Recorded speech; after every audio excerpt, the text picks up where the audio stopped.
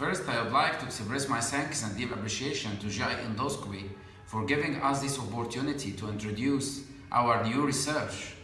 I'm Dr. Sharif Abdsalam, consultant of hepatology and gastroenterology in Tropical Medicine and Infectious Disease Department, Tanta University Hospital, Egypt. Today, Professor فريال and myself will be talking on behalf of our colleagues and the co-authors about our study that has recently been published by GI Endoscopy titled Randomized Controlled Trial of Scleral Ligation versus Band Ligation alone for eradication of gastroesophageal varices.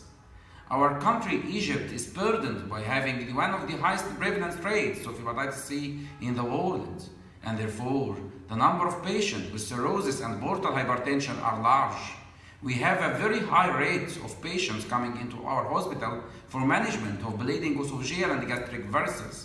Following the control of acute bleeding episode, they continue endoscopic sessions to eradicate the varices. This is time-consuming, distressing to the patient, and costly. There are also a formidable number of patients with concomitant gastroesophageal varices. So, Professor فريال, can you tell the readers of GI Endoscopy about the aims of our study? Yes. The current favored management for esophageal varices is band ligation, which has a high recurrence rate. Scleral ligation, which is a combination of the two techniques, band ligation and sclerotherapy, has been tried successfully in management of bleeding esophageal varices. The aim of the study was to evaluate the scleral ligation technique for management of bleeding gastroesophageal varices regarding efficacy, complications, variceal recurrence, and survival.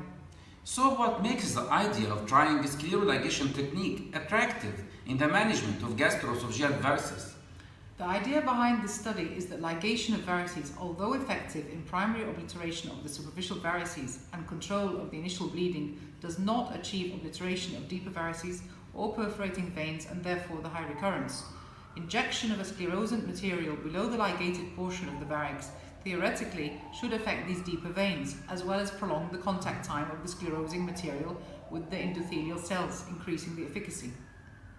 So you can tell the readers of GI Endoscopy, how was this study conducted? Yes, this was a prospective randomized interventional study conducted on 120 cirrhotic patients with bleeding gastroesophageal varices, whom we divided randomly into two groups of 60 patients each, a band ligation group and a scleral ligation group. All the cases included in the study had one or more gastroesophageal varices of either GOV1 or GOV2 type, with bleeding from above the GE junction. Any cases with a spurter below the GE junction were injected with cyanoacrylates and excluded from our study. Any cases with bleeding from purely esophageal varices or isolated gastric varices were also excluded. So can you tell the readers of GI Endoscopy the scleral ligation technique used in our study? Yes, our technique we used is a very simple one. It offers no difficulty to any endoscopist trained in management of esophageal gastric varices. We perform band ligation for each variceal column in the usual way, with deployment of one band per varix at a level of 3 to 5 centimeters above the GE junction. Then we follow that with an injection of 2 cc of ethanolamine oleate 5% intravarically below the band at around 2 to 3 centimeters above the GE junction.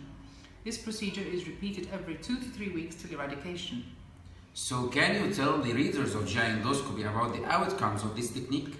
We compared the results in the two groups and found scleral ligation to reduce the total number of sessions required to reach variceal obliteration. The mean number of sessions we required was 2.22 versus 3.43 in the band ligation group.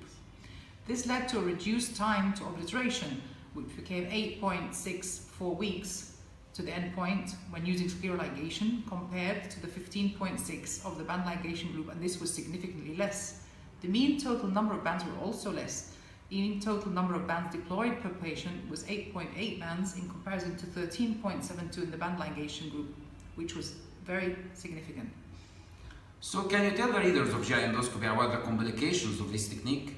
The complications we recorded during the study were pyrexia, pain, ulceration, rebleeding, development or worsening of portal hypertensive gastropathy, and gastric antral vascular ectasia. Cost and survival were comparable in the two groups. There was no significant difference between the two maneuvers regarding complications, recurrence rates, or rebleeding rates.